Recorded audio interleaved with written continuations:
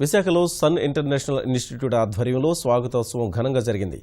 మొదటి సంవత్సరం కళాశాలకు వస్తున్న వారికి స్వాగతం పలుకుతూ సీనియర్లు ఏర్పాటు చేసిన కార్యక్రమంలో సాంస్కృతిక కార్యక్రమాలు ఆకట్టుకున్నాయి.